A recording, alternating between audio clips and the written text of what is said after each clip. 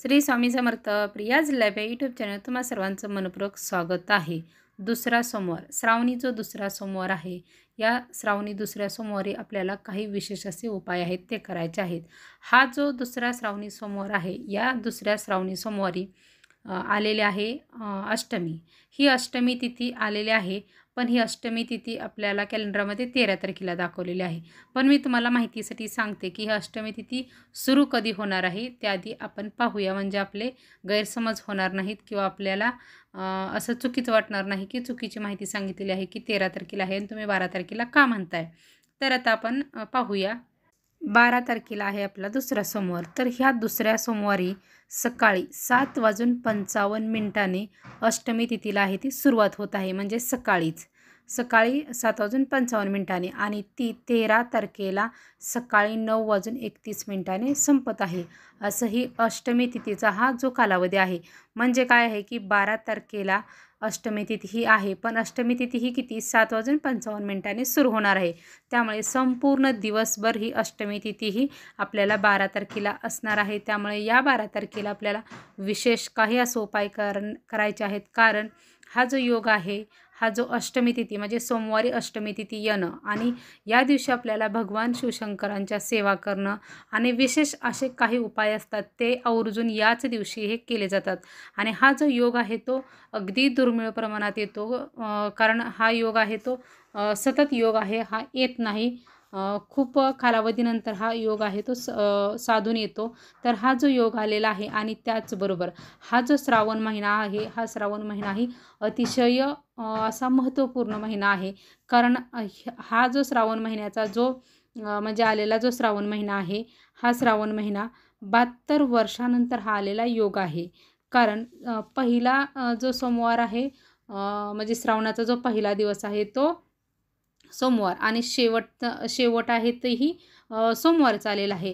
हा योग 72 वर्षापूर्वी आलेला, म्हणजे 27 जुलै 1953 साली हा योग आलेला होता आणि त्याच्यानंतर आत्ता हा योग आहे तो या श्रावण महिने म्हणजे 2024 साली हा योग आलेला आहे। एवढ्या वर्षानंतर म्हणजे 72 वर्षानंतर हा योग आलेला आहे, म्हणजे आपण असं समजून जायचं आहे की हा किती शुभ आणि किती असं सेवेसाठी हा म्हणजे आपण किती नशीबवान आहोत की असा योग हा आहे। आपल्याला सेवा या योगामध्ये करणं शक्य होत आहे आणि आपल्याला सेवा करण्यासाठी मिळत आहे। त्याचबरोबर आपल्याला जे हे प्रभावी उपाय आहेत हे करण्यासाठी संधीही साधून आलेले आहे। तर आता आपण ह्या अष्टमी तिथीला काय काय उपाय करायचे आहेत आणि ते कोणत्या वेळेस आणि कोणत्या काळात हे उपाय करायचे आहेत, हे अतिशय प्रभावशाली उपाय आहेत। तुमच्या समस्यांचं निवारण होणार म्हणजे होणारच, एवढे हे प्रभावशाली उपाय आहेत। तर चला मी आता माहितीला सुरुवात करते की आपण उपाय पाहूया। आपण यामध्ये 4 ते 5 आहेत ते उपाय असे उपाय आहेत ते पाहणार आहोत। हे उपाय अतिशय प्रभावशाली उपाय आहेत। तर हे आता आपण माहिती पाहूया की कोणते उपाय आहेत। तर प्रथम जो उपाय आहे तो आपल्याला अष्टमीला, हे ज्या उपायांना सुरुवात करायची आहे ते आपल्याला सकाळी 7:55 म्हणजे ज्यावेळेस अष्टमी तिथी चालू होणार आहे, अष्टमी तिथीचा काल ज्यावेळेस चालू होणार आहे त्याच्यानंतरच हे आपल्याला सर्व उपाय आहेत ते करायचे आहेत। 7:55च्या अगोदर हे उपाय नाहीत करायचे आपल्याला। तर आपण हे उपाय आहेत संध्याकाळी आपण रात्री म्हणजे 9-10 वाजेपर्यंत हे उपाय आहेत ते करू शकतो। काही ह्यातले एक उपाय असा आहे तो आपल्याला मंदिरात जाऊन करायचा आहे आणि जे बाकीचे उपाय आहेत ते आपण घरात जरी केले तरी चालू शकतात। आपापल्या इच्छेनुसार आपल्याला ह्यातला जो कोणता उपाय करायचा आहे तुम्ही तो उपाय करू शकता। तर आता उपाय आहे ते आपण पाहूया। हा जो उपाय आहे तो आपल्याला उपाय प्रदोष काळामध्ये करायचा आहे, कारण प्रदोष काळामध्ये केलेली सेवा आहे ती अतिशय प्रभावशाली असते सेवा आणि अतिशय फल देणारी सेवा आहे आणि भगवान शिवशंकरांना या काळात केलेली सेवा आहे ती अतिशय आवडते। तर आपल्याला काय करायचं आहे की आपल्या इच्छापूर्तीसाठी कोणतीही आपली एखादी इच्छा असू द्या, अगदी प्रबळ आपली कोणती इच्छा, तुमचं कोणत्याही नोकरी संदर्भात असू द्या, संतान प्राप्ती असू द्या, एखाद्याचं लग्न जमत नसेल किंवा व्यवसायासंदर्भात कुठल्याही आपल्या कोणत्याही समस्या असतात, कोणतीही इच्छा असते, एखाद्याचं घर माझं व्हावं नवीन, मला नवीन गाडी घ्यायची आहे, म्हणजे काही असू शकतात कोणाच्या। तर त्या इच्छापूर्तीसाठी हा उपाय आपल्याला करायचा आहे। तर आपल्याला काय करायचं आहे की महादेवाच्या मंदिरामध्ये जाताना आपल्याला एक सुती धागा किंवा आपण कलावा जो हातामध्ये बांधतो तो कलावा आहे, तो कलावा किंवा एक सुती धागा आहे तो आपल्याला घेऊन जायचा आहे। आणि तिथे आपल्याला काय करायचं आहे की बेलाची जी बेलपत्र आहे 11 बेलपत्र त्याची माळ आहे ती आपल्याला तयार करायची आहे. पण ही माळ तयार करण्यासाठी आपल्याला घरून बेलपत्र न्यायचं नाही. तर ते हे बेलपत्र आपण कुठून घ्यायचं आहे ते आपण पुढे पाहूया. तर आपल्याला जाताना एक तुपाचा दिवाही न्यायचा आहे. गाईचं तूप असावं शक्यतो करून, नाही जर मिळालं तर साधं वापरलं तरी चालू शकतं. तर तो तुपाचा दिवा आहे तो लावायचा आहे. शिवलिंगाची संपूर्ण पूजा आहे ते आपण अभिषेक घालायचा आहे पाण्याने, दुधाने संपूर्ण पूजा आहे ती आपल्याला करून घ्यायची आहे. ही पूजा करून झाल्यानंतर आपल्याला आता आता ही माळ आहे ती बेलपत्राची आहे ती अर्पण करायची आहे. पण आता ह्यासाठी आपल्याला माळ करावी लागेल. माळ करण्यासाठी आपल्याला काय करायचं आहे की हा उपाय आहे तो मंदिरात जाऊन करायचा आहे. हा उपाय आपल्याला घरी करायचा नाही, कारण हा मंदिरातच करावा लागणार आहे उपाय. तर त्या पिंडीवरती दुसऱ्यांनी जी वाहिलेली जी बेलपत्र आहेत तीच बेलपत्र घ्यायची आहेत. आपण नवीन झाडाची तोडून किंवा नवीन अशी विकत घेऊन ती वापरायची नाहीत. ह्या उपायासाठी आपल्याला जी बेलपत्र वापरायची आहेत ती बेलपत्र आपल्याला त्या पिंडीवरती अगोदर दुसऱ्यांनी जी वाहिलेली आहेत तीच आपण घ्यायची आहेत. त्यातील आपण एकूण 11 बेलपत्र घ्यायचे आहेत. स्वच्छ पाण्याने अशी धुवायची आहेत आणि धुतल्यानंतर आपल्याला तो जो सुती धागा किंवा जो कलावा आणलेला आहे त्यामध्ये आपल्याला अशी गाठ बांधायची. आपण अशा गाठ एक अशी तयार करायची, त्यामध्ये बेलपत्राचा जो देठ आहे तो घालायचा आहे आणि ते एक गाठ अशी बांधायची आहेत. असं आपण थोडं थोडं अंतर सोडून असे एकूण 11 बेलपत्र आहेत ते असे बांधायचे आहेत. बांधत असताना ओम नमः शिवाय पुरुषांनी म्हणायचं आहे आणि स्त्रिया जर असतील तर नमः शिवाय हा मंत्र म्हणायचा आहे. पुरुषांनी षडाक्षरी आणि स्त्रियांनी पंचाक्षरी म्हणायचं असतो म्हणून. तर अशा पद्धतीने म्हणून आपण ही माळ आहे ती तयार करायची आहे. आणि नंतर ही जी माळ आहे ती आपल्याला ओम नमः शिवाय हा मंत्र म्हणतच आपल्याला म्हणतच आपण ही जी माळ आहे ते भगवान शिवशंकराच्या पिंडीवरती अर्पण आहे ती करायची आहे. एवढा हा आपल्याला उपाय करायचा आहे. त्यानंतर आपण नमस्कार करायचा आहे. हे झाल्यानंतर आपण तिथून उठून यायचं आहे. तर हा एक झाला आपला उपाय. अतिशय हा प्रभावी उपाय आहे. हा उपाय आपण नक्कीच करून पहा. आणि आता दुसरा उपाय आहे तो काय आहे, तर नवरा बायकोमध्ये जर मतभेद होत असेल, एखाद्याचं लग्न जमत नसेल, नोकरी संदर्भात समस्या, तर ह्या किंवा इच्छापूर्तीसाठी हा अतिशय प्रभावशाली उपाय आहे. तर हा उपाय आपल्याला काय करायचा आहे, एक शमीपत्र आहे ते आपल्याला घ्यायचं आहे. शमीपत्र आपल्याला किती घ्यायचे आहेत, एकूण 5 घ्यायचे आहेत. ही जी शमीपत्र आहेत हाही उपाय आपल्याला प्रदोष काळामध्ये, पण हा उपाय आपण आपल्या घरातील शिवलिंगावरती जरी केला तरीही हा उपाय चालू शकतो. ओम नमः शिवाय हा जो मंत्र आहे तो म्हणायचा आहे आणि शमीपत्र आहे ते आपण त्या पिंडीवरती आपल्याला अर्पण करायचं आहे. पिंडीवरती हे आपण 5ही शमीपत्र आहेत ते अर्पण करायचे आहेत.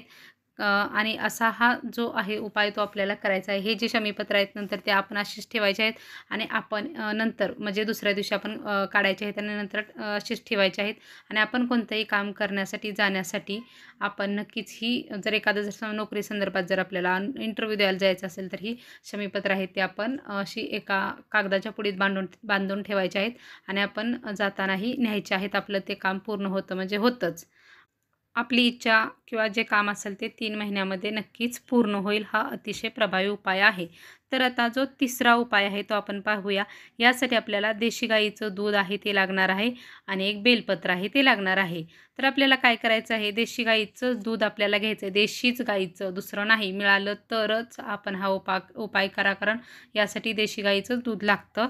तर आपण ते दूध आहे ते घ्यायचं आहे, एका वाटीमध्ये किंवा फुलपत्रात घ्यायचं आहे आणि आपण जे शिवलिंग आहे त्या शिवलिंगावरती जे बेलपत्र आहे ते बेलपत्राचं जे मधलं पान आहे ते आपल्याला त्या दुधामध्ये आपल्याला असं बुडवायचं आहे आणि असं त्याच्यात दूध असं त्याला त्या बुडल्यानंतर त्याच्यावरती जे दूध येईल ते दूध आहे ते आपल्याला पिंडीवरती त्या बेलपत्राने तो अभिषेक आहे तो करायचा आहे. असं ठेम असं दूध आहे ते अर्पण करायचं आहे.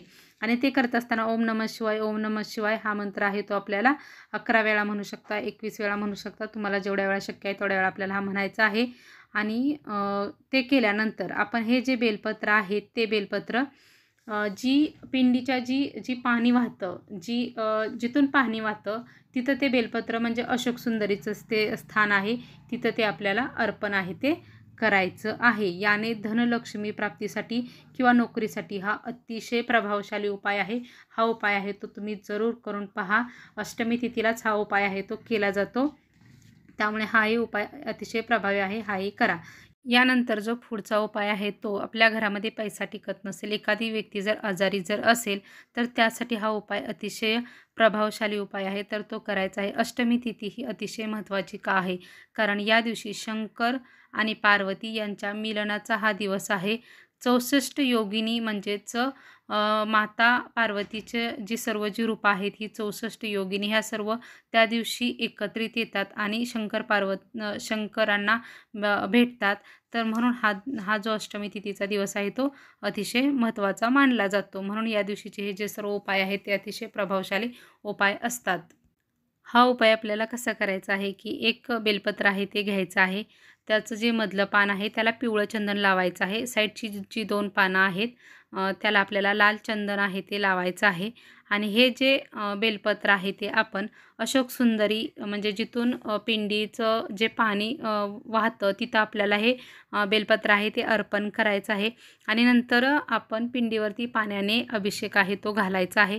आणि जर थोडंसं राहिलेलं जे पाणी आहे ते नंतर आपण त्या बेलपत्रावरती म्हणजेच अशोक सुंदरीवरती आपल्याला ते अर्पण करायचं आहे. हा उपाय आपल्याला करायचा आहे आणि आपली इच्छा आहे ती कोणती इच्छा असू द्या ते आपण इच्छा आहे ती बोलायची आहे. याने आपली इच्छा नक्कीच पूर्ण होईल. हा अतिशय इच्छापूर्तीसाठी प्रभावी उपाय आहे. यानंतर जो पुढचा उपाय आहे तो म्हणजे अतिशय गंभीर अशी आजारी जी व्यक्ती आहे किंवा डॉक्टरांनी खूप मोठं हे सांगितलेलं आहे तर त्या व्यक्तीलाही रिपोर्ट खराब आलेले आहेत असंही असतं. त्यावेळेस जर हा उपाय केला हा अतिशय प्रभावी उपाय आहे. नक्कीच आपल्याला ह्यातून थोडाफार आहे तो फरक आहे तो नक्कीच जाणवतो. तर हाही अष्टमी तिथीलाच करायचा असतो. तर तो काय आहे की आपल्याला एक बेलपत्र आहे ते घ्यायचं आहे. ते बेलपत्र आहे ते आपण जी अशोक सुंदरी आहे, अशोक सुंदरी जिथं पाणी वाहतं तिथून आता तुमच्या लक्षात आलं असेल अशोक सुंदरीचं स्थान. तर तिथं आपल्याला ते बेलपत्र आहे ते अर्पण करण्याअगोदर आपला जो हात आहे जो तळहात आहे तो आपल्याला त्या अशोक सुंदरीच्या ठिकाणी आहे तो असा ठेवायचा आहे.